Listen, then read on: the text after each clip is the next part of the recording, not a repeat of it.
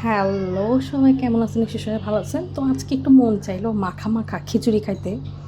তো এই যে মাখা মাখা খিচুড়ি, ভাই মনে করতাম যে মাখা মাখা খিচুড়ি মানে কেমন না কেমন হবে, আহামরি কিছুই না। জাস্ট ধইনা জিরা আদা রসুন পেস্ট, তারপর একটু হলুদ গুঁড়া, বেশি করে মরিচ গুঁড়া, এরপর গোলাপ জল। আমার কাছে পোলাও চাল নেই, তাই নর্মাল ভাত চাল দিয়ে করছি। আর স্মেলের জন্য পোলাও পাতা দিছি ইচ্ছা মতো। ভাই হয়ে গেছে মাখা মাখা খিচুড়ি। ভাই রে ভাই, যাই হোক, এটা যেহেতু চালের উপর ডিপেন্ড করে যে আপনার চালটা, ঘরের চালটা কেমন, নর্মাল চালটা। তা আমার হইতে সময় লাগছে অলমোস্ট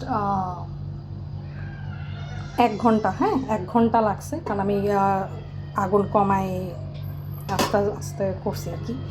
তো এই তো